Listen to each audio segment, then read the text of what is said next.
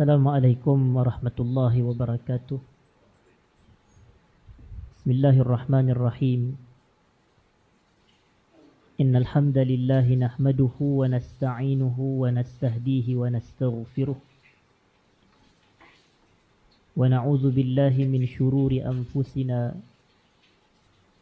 wa min sayyiati a'malina. May yahdihillahu fala mudilla lahu ومن يضلله فلا هادي له أشهد أن لا إله إلا الله وحده لا شريك له وأشهد أن سيدنا محمدا عبده ورسوله اللهم صل وسلم وبارك على حبيبنا وسيدنا محمد وعلى آله وأصحابه وعلى من سار على نهجه إلى يوم الدين أما بعد. Yang saya hormati seluruh jawatan kuasa pengurusan surau, seterusnya hadirin dan hadirat sidang jemaah yang dirahmati Allah sekalian. Pertama sekali kita panjatkan syukur kepada Allah Subhanahu wa ta'ala kerana pada malam ini kita dapat bersama sekali lagi berkumpul hadirin dan hadirat pada membahaskan dan menyambung perbahasan kita berkenaan dengan Kitabul Kabair yang ditulis oleh Al-Imamul Hafiz Abu Abdillah Az-Zahabi rahimahullahu ta'ala. Dan majlis kita pada malam ni adalah menyambung perbahasan yang telah terhenti agak begitu lama hadirin dan hadirat, kerana mengikut kepada catatan saya di sini, majlis kita kali yang terakhir adalah pada 16 Februari 2023 yang lepas menggunakan kitab kita ini. Kemudian pada bulan Mac kita tidak mengadakan kuliah. Saya tak pasti kenapa hadirin dan hadirat. Kalau ikut kepada rekod saya di sini tidak ada. Kali terakhir 16 Februari 2023. Dan ada satu majlis sebelum Ramadan kita bicara berkenaan dengan topik puasa, jadi kita tak masuk ke dalam perbahasan kitab kita ini. Dan bulan Ramadan kita hentikan seketika kuliah. Dan malam ni kita menyambung kembali perbahasan kitab Al-Kabair pada membahas berkenaan dengan dosa-dosa besar. Dan majlis kita adalah majlis kali yang ke-54 hadirin dan hadirat pada malam ni. Dan kita nak menyambung perbahasan dosa besar yang ke-71. Dosa besar yang ke-71. Iaitu pada muka surat 173 hadirin dan hadirat.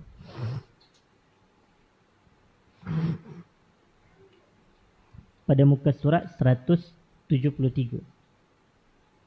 Disebutkan di sini, antara dosa besar adalah menahan lebihan air.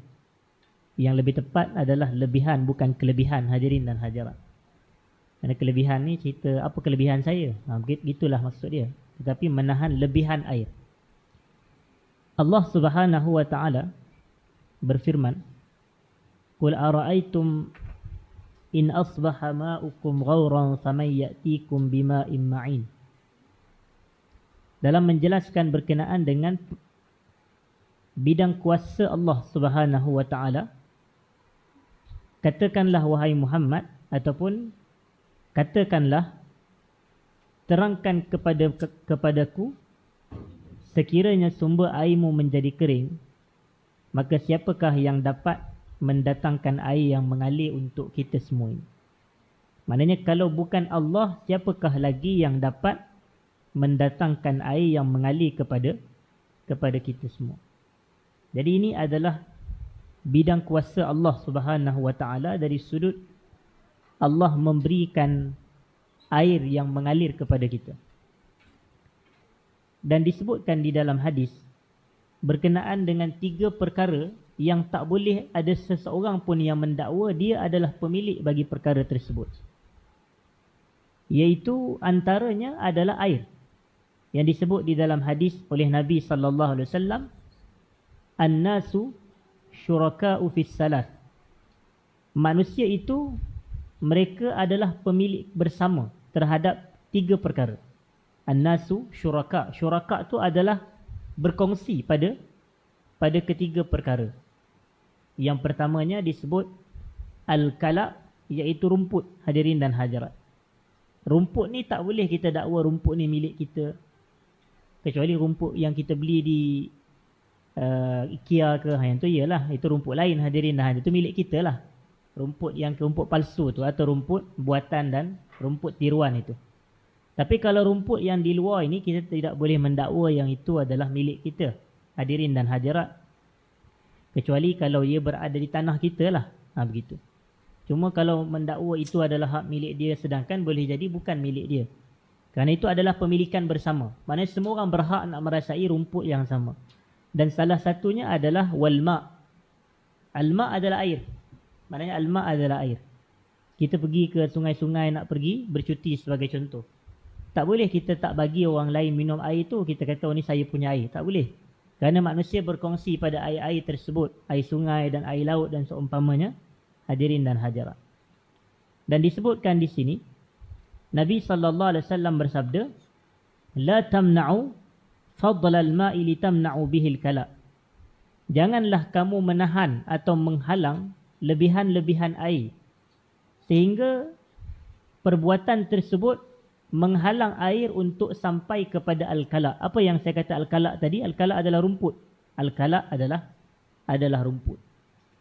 Jadi maknanya tak boleh kita nak tahan-tahan air supaya tak mengalir air tersebut. Ataupun kita nak halang air daripada digunakan oleh orang lain. Begitu. Kerana perbuatan tersebut adalah termasuk dalam maksiat, hadirin dan hadirat. Dan menurut Al-Imam Az-Zahabi, ia dimasukkan di dalam kategori dosa besar, hadirin dan hadirat. Iaitu menahan lebihan air yang mengalir. Begitu maksudnya. Menahan lebihan air yang mengalir. La tamna'u fadlal ma'. Fadl tu lebihan. Sebab tu ada riba fadl, hadirin dan hadirat, riba lebih. Dan satu lagi riba adalah riba nasi'ah, yang dibayar secara tertunggak ataupun nasi'ah lah, begitu. Tapi fadl tu maknanya lebihan. Jadi la tamna'u fadlal ma'i litamna'u bihil kala. Janganlah kamu menghalang atau menahan lebihan-lebihan air daripada mengalir. Biarkan dia mengalir, itu maksud dia. Jangan halang dia. Biarkan ia mengalir, supaya kalau tidak, kalau awak halang juga, dia akan memberi kesan buruk kepada al-kala, iaitu rumput-rumput, hadirin dan hadirat. Begitu juga ada hadis yang melarang kita berjual beli berkenaan dengan lebihan-lebihan air tersebut yang ditahan ataupun dihalang, hadirin dan hadirat. Nabi SAW mengatakan, La tabi'u fadlal ma'. Janganlah kamu menjual air yang lebih daripada lebihan air yang mengalir itu, hadirin dan hadirat. Hadis sahih riwayat Al-Imam Al-Bukhari. Kemudian disebut oleh Nabi SAW, Man mana'a fadlal ma'i aw fadla kala'ihi mana'ahu Allahu fadlahu yawmal qiyamah. Sesiapa yang menghalang lebihan air yang dia miliki dan lebihan rumput. Yang ni kita kaitkan dengan hadis yang an-nasu syuraka'u fis salas tadi. Manusia itu berkongsi pada 3 perkara. Salah satunya adalah air, salah satunya adalah rumput. Jadi tak boleh kita nak menghalang manusia lain daripada menggunakan kedua-dua kelebihan yang Allah Ta'ala kurniakan tersebut. Air dan rumput. Siapa yang tahan lebihan air atau lebihan rumput dia, maka Allah akan menghalang kurniaan-kurniaan dan sifat pemurah Allah kepada dirinya pada hari kiamat kelak. Na'udzubillah min zalik. Dan disebutkan di sini, hadirin dan hadirat yang saya muliakan, berkenaan dengan sebuah hadis yang menceritakan perihal hari kiamat, hadirin dan hadirat. Salasatun la yukallimuhumullahu wa la yanzuru ilaihim yawmal qiyamah wala yuzakkihim walahum azabun alim. 3 individu yang mana Allah ni pada hari kiamat nanti tidak akan bercakap dengan mereka bertiga ni, dan Allah tidak akan memandang sama sekali ke arah mereka bertiga ini pada hari kiamat kelak. dan Allah tidak menyucikan mereka pada hari kiamat kelak, dan buat mereka itu azab yang pedih. Hadirin dan hadirat, maknanya 3 orang ni ada 4 perkara yang berlaku kepada diri mereka. Yang pertama, Allah tidak bercakap dengan mereka. Yang kedua, Allah tak pandang mereka. Yang ketiga, Allah tidak menyucikan dan membersihkan mereka. Dan yang keempat, mereka mendapat azab yang pedih. Hadirin dan hadirat, na'udzubillah min zalik. Siapa mereka ni? Supaya bila kita tahu, kita dapat elakkan diri kita daripada terjadi atau tergolong dalam kalangan yang 3 ini. Yang pertamanya adalah rajulun ala fadli ma'in bil falah yamna'uhu ibn as-sabil. Seorang lelaki yang mempunyai lebihan-lebihan air di kawasan tanah lapang, di kawasan padang-padang tanah yang lapang.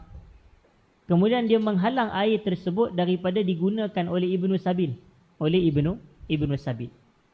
Siapa Ibnu Sabil? Ibnu Sabil adalah orang yang lalu di satu-satu kawasan dan terputus bekalan perjalanan dia. Boleh jadi bekalan minuman dia terputus, bekalan makanan dia terputus. Maka mereka ini adalah Ibnu Sabil. Dan Ibnu Sabil adalah salah satu daripada asnaf yang 8. Kita tahu bahawasanya asnaf ada 8 golongan, hadirin dan hadirat. Yang pertamanya adalah al-fuqara, yang keduanya al-masakin, yang ketiganya Ibnu Sabil, ataupun fakir, miskin, Ibnu Sabil, muallaf, amil, dan juga wafir riqab, iaitu hamba-hamba, dan juga fi sabilillah dan al-gharimin. Jadi keseluruhannya ada 8, hadirin dan hadirat. Jadi salah satunya adalah Ibnu Sabil, dan Ibnu Sabil ni adalah orang yang terputus bekalan perjalanan bekalan dia dalam permusafiran dia. Jadi kawan tu dia ada di tanah lapang, dia tahan air tu, tak nak bagi minum kepada orang yang disifatkan sebagai Ibnu Sabil. Jadi Allah marah kepada dia. Allah tidak bercakap dengan dia pada hari kiamat, dan Allah tidak memandang pun kepada dia. Bila kita ni, kita tak nak bercakap dengan seseorang tu, dan kalau kita berada di depan dia, kita tak nak pandang dia, sehabis mungkin kita jaga mata kita daripada pandang dia, itu maknanya kita apa? Kita benci, hadirin dan hadirat. Maknanya kita marah, atau kita benci, atau kita tidak suka kepada orang tersebut. Jadi sebab itu kita tak bercakap dengan dia, atau kita tak pandang pun kepada arah dia, hadirin dan hadirat, dalam keadaan berdepan. Tak nak, kalau boleh tak nak pandang, tengok pun tak nak. Menunjukkan betapa bencinya Allah kepada golongan seperti ini. Kemudian yang kedua, siapa yang Allah benci dan Allah tidak bercakap dan melihat kepada dirinya pada hari kiamat kelak, na'udzubillah min zalik. Wa rajulun bay'al imama la yubayi'uhu illa lidunya. Seorang lelaki yang berbai'ah, iaitu bai'ah ni apa makna dia, hadirin dan hadirat? Bai'ah ni adalah mengikat janji setia. Dia mengikat janji setia. Zaman dahulu kalau nak memeluk Islam ada bai'ahnya, hadirin dan hadirat. Iaitu mereka berbai'ah untuk taat dan setia kepada Nabi sallallahu alaihi wasallam. Sebab itu orang lelaki pada zaman Nabi, bai'ah mereka apabila mereka nak memeluk Islam adalah dengan berjabat tangan dan bersalaman dengan Nabi sallallahu alaihi wasallam. Berjabat tangan. Biasa Nabi akan berjabat tangan sebagai dalam proses bai'ah, iaitu mengikat janji setia apabila seseorang itu memeluk Islam. Kan tuan-tuan biasa dengar tentang sebuah hadis yang diriwayatkan di dalam kitab Musnad Abi Ya'la berkenaan dengan seorang sahabat Nabi sallallahu alaihi wasallam ini yang namanya adalah Abu Quhafah. Namanya adalah Abu Quhafah. Abu Quhafah ni gelaran. Dan Abu Quhafah ni adalah ayah kepada Abu Bakar As-Siddiq radhiyallahu anhu. Abu Bakar As-Siddiq, nama dia adalah Abdullah. Abdullah nama dia. Dia itu Abdullah bin Abi Quhafah. Satu hari Abu Quhafah ni ketika dia memeluk Islam, dia memeluk Islam dalam keadaan usianya telah begitu tua, hadirin dan hadirat. Usianya telah begitu tua. Rambutnya penuh dengan uban, menggambarkan betapa tua. Rambut dah penuh dengan dengan uban, hadirin dan hadirat. Jadi dia pun memeluk Islam. Dan bila dia peluk Islam, pada ketika itu dia berjabat tangan dengan Nabi sallallahu alaihi wasallam. Dan inilah isyarat yang menunjukkan bahawasanya bai'ah pada zaman itu berlaku dengan jabat tangan. Bila dia bersalam dengan Nabi itu sallallahu alaihi wasallam, tiba-tiba Abu Bakar yang ada pada peristiwa tersebut menangis dia. Hadirin dan hadirat. Abu Bakar melihat peristiwa itu, dia menangis. Dan Nabi sallallahu alaihi wasallam tanya kepada Abu Bakar, "Ma yubkika ya Abu Bakar?" Apa yang menyebabkan awak menangis wahai Abu Bakar? Kita kalau jawapan-jawapan yang biasa, Abu Bakar ni dia menangis sebab apa? Sebab seronok. Bapa dia memeluk Islam. Dia rasa gembira lah. Dia menangis kegembiraan. Hadirin dan hadirat. Tetapi Abu Bakar dia tak jawab begitu. Dia kata, "Ya Rasulullah, li'an takuna yadu ammika makana yadihi yuslim wa yukirrullahu ainaika ahabbu ilayya min ayyakun." Dia kata, "Wahai Rasulullah, kalaulah tangan yang sedang berbai'ah kepada kamu pada saat ni merupakan tangan bapa saudaramu Abu Talib, dia memeluk Islam, dan kamu rasa gembira dengan keislaman Abu Talib, itu lebih aku suka daripada bapa aku yang masuk Islam." Dia kata begitu. Yang ni kata siapa? Abu Bakar As-Siddiq.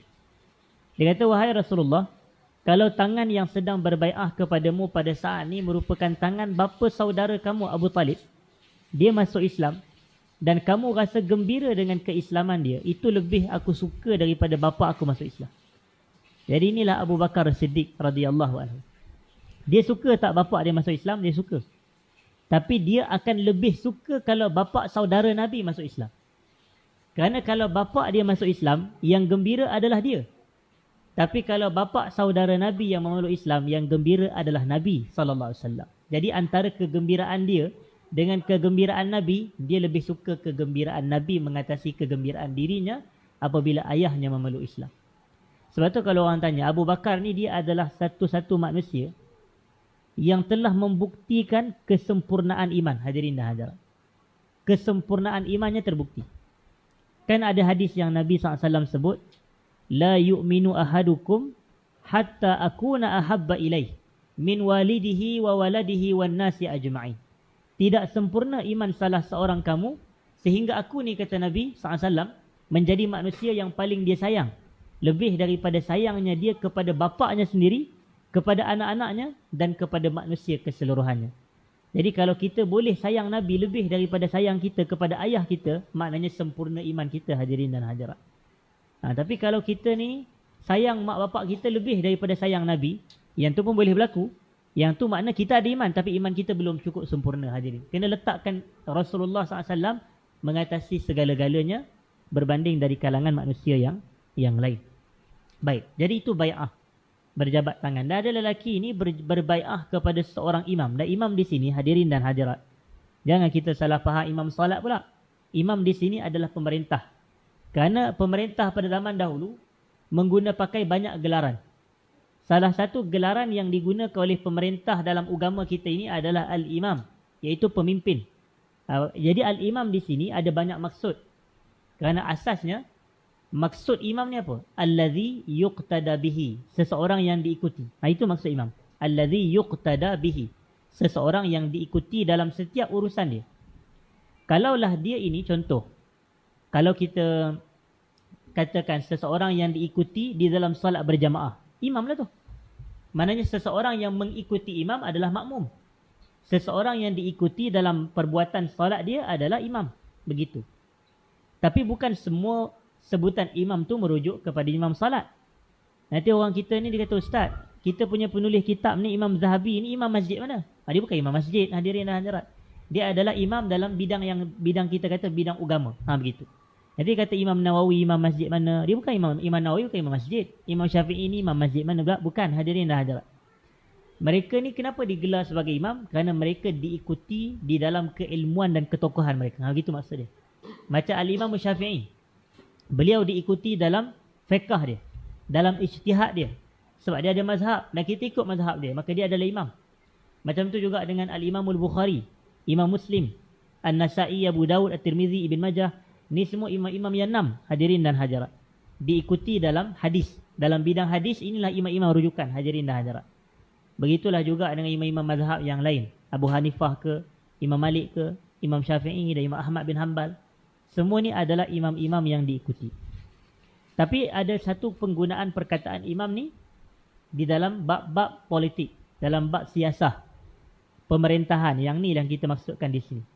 Maknanya seseorang tu dia berbai'ah, dia mengikat janji setia dengan pemerintah dia. Tetapi la yubayi'uhu illa lidunya. Tujuannya semata-mata nak dapat habuan dunia sahaja, hadirin dan hadirat. Maknanya bukan kerana Allah. Sedangkan ketaatan kita kepada pemerintah adalah mengikut kepada arahan Allah dan Rasulnya SAW. Bukan untuk dapat habuan dunia. Itulah yang jelas ditunjukkan dalam ayat yang saya rasa tuan-tuan pun biasa dengar. Ya ayyuhalladzina amanu ati'ullaha wa ati'ur rasula wa ulil amri minkum. Fa in tanaza'tum fi syai'in farudduhu ila Allahi war Rasul. Wahai orang yang beriman, taatlah kamu kepada Allah dan taatlah kamu kepada Rasul dan ulil amri dari kalangan kamu. Maknanya dan para pemerintah dari kalangan kamu. Jadi ketaatan kita kepada pemerintah terikat dengan ketaatan mereka kepada Allah dan Rasul. Itu maksud yang lebih jelas, hadirin dan hadirat. Jadi maknanya kenapa kita taat pada pemimpin dan taat kepada pemerintah? Kerana ini adalah juzuk daripada agama kita. Maknanya juzuk kepada agama kita selama mana pemerintah itu mengarahkan perkara yang ma'ruf, hadirin dan hadirat. Sebab itu disebutkan oleh Nabi sallallahu alaihi wasallam, la ta'ata li makhluqin fi ma'siyatil khaliq, innama ta'ah fil ma'ruf. Tidak ada ketaatan pada selain daripada Allah dalam bermaksiat. Maknanya kalaulah orang dia ni ulama ke, dia suruh kita buat benda yang tak betul. Dia ni pemimpin, suruh kita buat benda salah. Yang ni tak wajib ditaati, hadirin dan hadirat. Kita hanya wajib taat pada arahan dia yang ma'ruf sahaja. Maknanya kalau dia suruh kita semayang, boleh taat lah. Kalau dia suruh kita jaga keselamatan di jalan raya, kena ikutlah, hadirin dan hadirat. Kalau dia suruh kita jaga kebersihan negara, kena ikutlah. Takkan benda tu benda maksiat pula. Memang jaga kebersihan apa semua adalah bahagian daripada agama kita, hadirin dan hadirat. Lalu disebutkan di sini, fa in a'tahu minha waffalahu. Kalau diberikan sesuatu habuan dunia, maka dia akan tunaikan kehendak dan tuntutan pemerintah tersebut. Wa illam yu'tihi minha lam yafilahu. Tapi kalaulah dia tak dapat apa habuan dunia daripada pemerintah, maka dia pun tak tunaikan tanggungjawab dia ataupun dia tak tunaikan arahan yang diberikan kepada dia, hadirin dan hadirat. Jadi ini manusia yang Allah murka, Allah benci dan Allah tidak bercakap dan tidak pandang dia pada hari kiamat kelak. Kemudian disebutkan di sini yang ketiga, wa rajulun ba'a rajulan sil'atan ba'da al-'asr fa halafa billahi la akhadhaha bi kadza wa kadza fa saddaqahu wa huwa 'ala ghairi dhalik. Seorang lelaki yang telah membeli seseorang yang telah menjual suatu barang kepada seseorang selepas solat asar. Kemudian ataupun yang lebih tepat sebenarnya membeli ni, hadirin dan hadirat. Ba'a rajulan sil'ah. Seseorang itu ialah dia menjual, hadirin, ba'a ni jual. Seseorang yang telah menjual suatu barang kepada orang yang lain setelah asar, kemudian dia bersumpah dengan nama Allah bahawa dia akan mengambilnya dengan harga sebegini dan sebegini. Lalu pembeli itu membenarkannya, akan tetapi sebenarnya dia berbohong. Sebenarnya ini adalah menunjuk kepada ancaman peniaga yang menipu, hadirin dan hadirat. Ialah dia menjual barang. Maknanya ini ancaman kepada peniaga yang meniaga barang tapi dia berbohong dalam jual beli. Dia berbohong dalam jual beli. Dan sebenarnya dalam agama kita ni ada banyak ancaman kepada pembeli-pembeli atau penjual-penjual yang menipu ni, hadirin dan hadirat. Sebab agama kita ni sebenarnya kalau tuan-tuan ikuti adalah agama yang amat menganjurkan perniagaan. Agama kita banyak menganjurkan berniaga. Jadi bila agama banyak menganjurkan orang Islam niaga ni, jadi agama kita letakkan garis panduan dalam perniagaan. Ada yang surah wailul lil mutaffifin allazina idza iktalu 'alan nasi yastawfun itu. Maknanya celaka dan binasalah bagi orang yang menipu dalam timbangan, hadirin dan hadirat. Dia nak diguna alat penimbang tu, mungkinlah berat benda tu sebenarnya 800 gram je. Dia cas sampai 1.5 kilo. Contoh. Ataupun 1.2 kilo. Jadi antara harga 800 gram sepatut lagi murah dia guna harga 1.2 kilo sebab dia tipu dalam timbangan. Maka yang ni Allah kata wailun. Wailun lil mutaffifin. Wail ni neraka, hadirin dan hadirat. Binasalah bagi seseorang yang menipu di dalam timbangan. Baik. Kemudian hadirin dan hadirat, hadis berikutnya, wa rajulun mana'a fadla ma'in fayaqulu Allah Ta'ala, seseorang yang menahan atau menghalang lebihan air yang dia miliki daripada digunakan oleh orang yang lain, maknanya daripada diminum oleh orang lain ataupun digunakan oleh orang lain, fayaqulu Allah Ta'ala, Allah kata kepada dia, al-yawma amna'uka fadli kama mana'ta fadla ma'in lam ta'mal yadak. Pada hari ini aku menghalang kelebihan aku sebagaimana kamu dahulu di dunia menghalang lebihan air yang sebenarnya lebihan air itu bukannya kamu miliki hasil daripada kedua tangan kamu pun. Kerana air ni siapa yang bagi, hadirin dan hadirat? Allah. Sebab itu penulis kitab mula-mula lagi dia dah sebut, qul ara'aitum in asbaha ma'ukum ghauran faman ya'tikum bima'in ma'in. Maknanya dia dah sebutkan tentang ini kuasa Allah. Air yang kita miliki itu dalam rumah kita ke, dalam sawah kita ke, dalam kebun kita ke, dalam tanah kita ke, semuanya adalah milik Allah. Kita tak usaha pun nak membuat ke mereka cipta air itu, hadirin dan hadirat. Tiba-tiba ada lebih, bila orang minta tak bagi. Dia halang daripada kena kepada rumput sampai mati rumput. Sebab dia halang lebihan-lebihan air yang dia miliki. Maka Allah akan menghalang lebihan-lebihan Allah kepada dia pada hari kiamat kelak, hadirin dan hadirat. Baik, kita sambung sedikit lagi. Dosa besar yang ke-72 pada muka surat 175, hadirin dan hadirat. Disebutkan di sini mencap wajah haiwan ternak dengan besi panas. Ataupun kita katakan di sini dia bukan lebih kepada mencap, dia adalah menyakiti atau menyeksa haiwan dengan meletakkan besi panas kepada wajah haiwan tersebut, kepada muka haiwan tersebut. Dan perkara ini macam mana boleh ada timbul larangan daripada Nabi sallallahu alaihi wasallam? Jawapannya kerana peristiwa ini benar-benar berlaku pada zaman Nabi. Dia berlaku dan Nabi tengok. Bila Nabi tengok, Nabi tertanya dan timbul persoalan dan keluarlah hukum, hadirin dan hadirat. Kita tengok di sini daripada Jabir bin Abdullah Al-Ansari radhiyallahu anhuma, anna an-nabiy sallallahu alaihi wasallam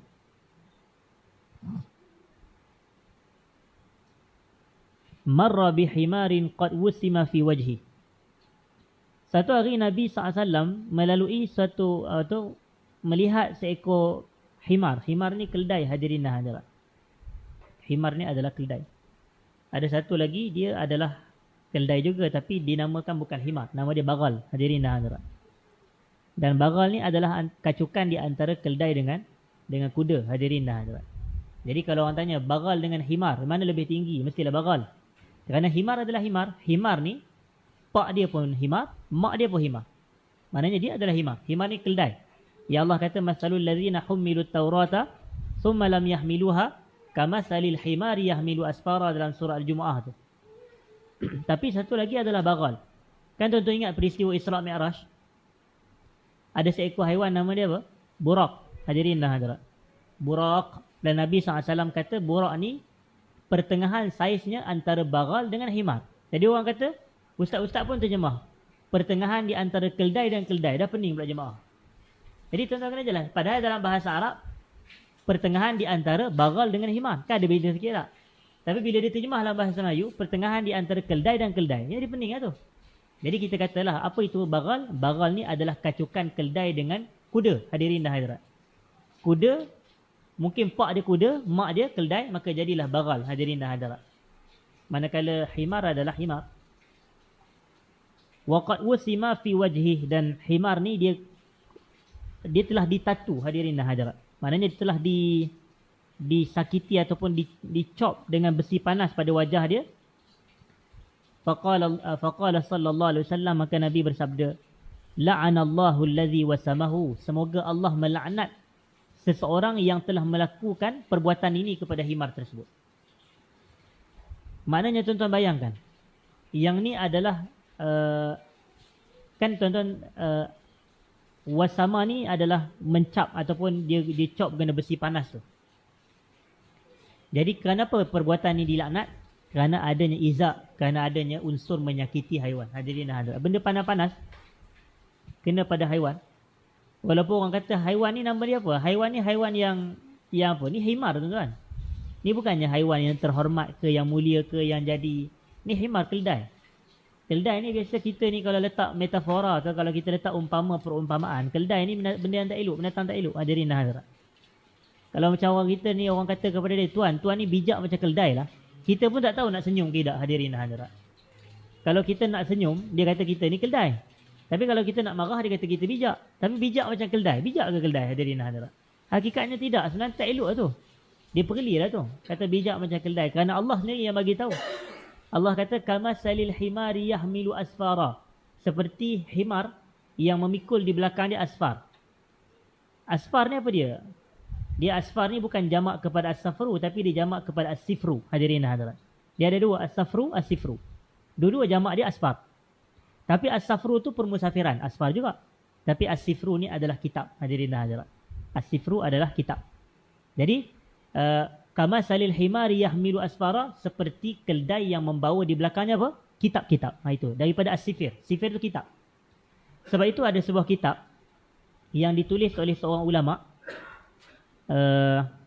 Siapa dah nama dia? Yang Al-Iraqi rahmatullah alaih, Zainuddin Al-Iraqi rahimahullah. Dia ada kitab yang mentakhrijkan hadis-hadis yang terdapat di dalam kitab Ihya Ulumuddin, hadirin dan hadirat. Ihya Ulumuddin ni ditulis oleh siapa? Al-Imam Al-Ghazali rahmatullah alaih. Tapi kitab Ihya Ulumuddin ni di dalamnya mempunyai banyak hadis-hadis yang dikritik kesahihan dia, hadirin dan hadirat. Jadi datanglah ulama besar dalam bidang hadis, namanya Al-Imam Zainuddin Al-Iraqi rahimahullah, untuk mentakhrijkan hadis-hadis dalam kitab tersebut. Jadi dia pun buatlah satu kitab, nama dia Al-Mughni an Hamlil Asfari fil Asfari lima fil Ihya'i minal Akhbar. Ini nama kitab dia. Kitab yang mencukupi dan memadai an hamlil asfar, daripada kita nak memikul kitab-kitab fil asfar, dalam permusafiran. Nampak tak? Al-asfar, al-asfar. Tapi al-asfar yang pertama adalah kitab, al-asfar yang kedua adalah musafir. Yang ni unik bahasa Arab, hadirin dan hadirat. Sebab itu penting belajar bahasa Arab. Tapi yang lebih penting lagi untuk pelajar-pelajar agama ni menguasai bahasa Arab dengan baik.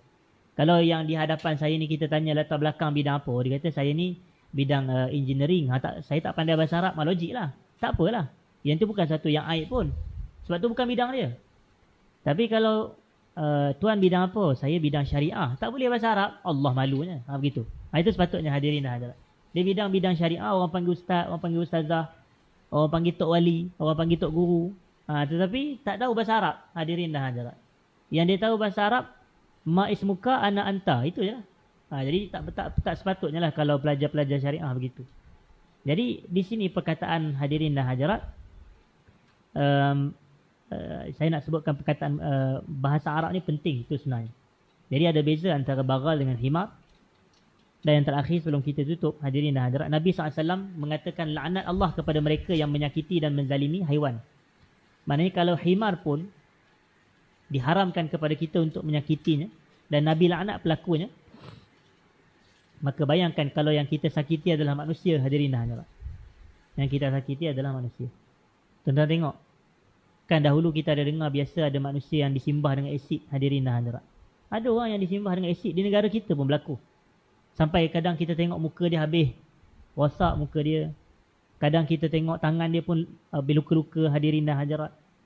Ataupun dibaling dengan api dan seumpamanya. Tapi mereka ni hidup. Jadi kita yang menzalimi dan menyakiti dia, bayangkan itulah umpamanya. Dan kalaulah Nabi tengok himar pun, Nabi kata la'anallahu allazi wasamahu. Maka bagaimana kalau Nabi SAW tengok kita ni umat dia sallallahu alaihi wasallam buat benda tak elok kepada manusia, hadirin dan hadirat. Dan bila disebut laknat sahaja, maka di sini menggambarkan perbuatan itu adalah dosa besar. Kerana ada laknat. Macam saya selalu sebut, kalau perbuatan-perbuatan yang ada sahaja Nabi laknat atau Allah laknat, itulah bukti paling jelas yang ia adalah dosa besar, hadirin dan hadirat. Dan disebut dalam riwayat Abu Daud, beliau bersabda, ataupun yang lebih tepat, beliau tu baginda sallallahu alaihi wasallam bersabda, "Ama balaghakum anni la'antu man wasama al-bahimata fi wajhiha aw darabaha fi wajhiha wa naha an zalik." Tidak sampaikah kepada kamu semua, ataupun bukankah aku pernah bagi tahu kepada kamu bahawasanya aku ni, kata Nabi sallallahu alaihi wasallam, melaknat orang yang mengecap haiwan ataupun yang meletakkan besi panas kepada haiwan ni di wajahnya, ataupun yang memukul haiwan dengan pada wajahnya, dan Nabi sallallahu alaihi wasallam melarang akan hal tersebut. Nabi melarang akan hal tersebut. Tuan-tuan kena ingat, bila ada wanaha anzalik, bila ada je larangan, maka hukum dia adalah sama ada haram atau makruh. Hukum dia adalah sama ada haram adalah makruh. Tapi hukum asal pada larangan adalah apa, hadirin hadirat? Ini ilmu usul fiqh. Hukum asal bagi larangan adalah haram. Al-aslu fin nahyi at-tahrim. Al-aslu fin nahyi at-tahrim. Kecuali kalau ada dalil yang menunjukkan kepada selain daripada itu. Kita tengok contoh. Ada hadis yang menyebut nahan Nabiyyu sallallahu alaihi wasallam ay yughatti ar-rajulu fahu fi shalah. Nabi melarang seorang lelaki itu tutup mulutnya dalam sembahyang. Nabi larang. Tapi larangan ni sebahagian ulama mereka cenderung bahawasanya hukumnya tidak haram, tetapi hukumnya adalah apa? Makruh. Lepas tu kalau orang tanya hukum pakai mask masa sembahyang ni apa hukum dia? Makruh, hadirin dan hadirat. Hukum asalnya adalah makruh. Hukum orang perempuan sembahyang pakai purdah, makruh hukum dia, hadirin dan hadirat. Kerana menutup mulut di dalam solat hukumnya adalah dilarang, dan hukumnya adalah tidak haram, hukumnya makruh. Tapi orang kata, habis yang kita sembahyang selama hari ni pakai mask? Kita katalah gini, dalam kaedah usul fiqh disebut ada satu kaedah yang penting, hadirin dan hadirat. Al-karahatu tazulu indal hajah. Hukum makruh ni hilang jika ada keperluan. Hukum makruh hilang jika ada keperluan. Apa keperluan kita pakai mask dalam sembahyang? Keperluan ni adalah mengelak penyakit berjangkit. Jadi ada tak hajat? Ada hajat, ada keperluan. Jadi bila ada keperluan, makruh tu tak ada dah, hilang dah makruh. Begitu. Apa hukum salat ni? Ada orang duduk di tepi saf ni, dekat tepi dinding, mazhab dia. Dia sembahyang, dia menyandar kat dinding. Hadirin hadirat. Perbuatan dia bersandar tu, berdiri tak? Dia berdiri tak kalau dia bersandar? Sebenarnya dia berdiri tu kan? Cuma dia berdiri sambil menyandar, hadirin hadirat. Jadi perbuatan bersandar ni hukum dia makruh. Hukum dia adalah makruh. Tapi kita tanya, Ji, kenapa bersandar masa sembahyang? Dia kata, saya tadi terasa nak jatuh, dia kata. Jadi ada tak keperluan dia sandar? Sebab dia nak tenangkan kaki dia dahulu. Jadi ada hajat, ada keperluan. Jadi dah dia makruh. Hadirin dan hadirat. Sama juga tengah sembahyang. Seseorang tu dia salat, dia pejam mata, hadirin dan hadirat. Apa hukum pejam mata masa salat? Pejam mata masa salat ni makruh, hadirin dan hadirat. Hukumnya adalah makruh. Kenapa makruh? Kerana yang sunatnya dalam sembahyang ni pandang ke tempat sujud. Kita disunatkan pandang ke tempat sujud. Kan Nabi SAW kata, ma balu aqwam yarfa'una absarahum ila as-sama'i fi shalah.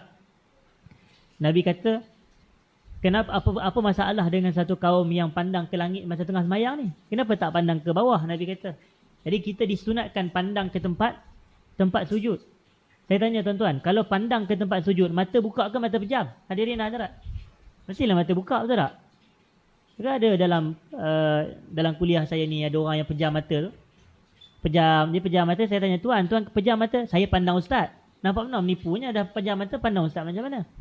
Jadi sebab tu kita kata ada kontradik, hadirin dan hadirat. Jadi bila kita pejam mata, maknanya kita tak pandanglah ke tempat sujud, itu maksud dia. Jadi bila Nabi suruh pandang ke tempat sujud, suruhan tersebut hukum dia adalah sunat. Dia tidak wajib, hukum dia adalah sunat. Jadi lawan kepada sunat adalah makruh. Sebagaimana lawan kepada wajib adalah haram, lawan kepada sunat adalah makruh, hadirin dan hadirat. Lawan kepada haram adalah wajib, lawan kepada makruh adalah sunat. Yang ni kaedah yang penting sebenarnya. Kalau kita boleh ingat, hadirin dan hadirat. Macam bila nak musim raya haji nanti. Sekarang ni dah bulan Syawal. Lepas Syawal Zulkaidah, lepas tu raya haji lah. Lagi sebulan lebih sahaja, hadirin dan hadirat. Jadi siapa yang nak buat sembelihan korban, bila masuk 1 Zulhijjah, kan disunatkan kepada dia untuk tidak potong kuku dan potong rambut. Apa maksud disunatkan untuk tidak potong kuku dan disunatkan untuk tidak potong rambut kalau dia nak buat korban? Kalau dia potong kuku juga, dan kalau dia potong rambut juga dalam tempoh 10 hari tu, hukum dia apa? Makruh lah, sebab disunatkan untuk tidak potong. Maka kalau dia buat juga, hukum dia adalah makruh, hadirin dan hadirat. Yang tu yang kita kena jelas. Bahawa sunat adalah lawan dia makruh, wajib lawan dia haram.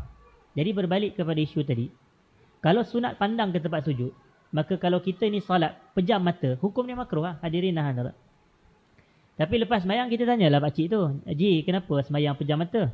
Dia kata, saya nak menambah khusyuk dalam semayang. Dia kata, kalau saya ni buka mata masa semayang, banyak benda dekat depan saya ni mengganggu saya. Macam-macam mengganggu kita.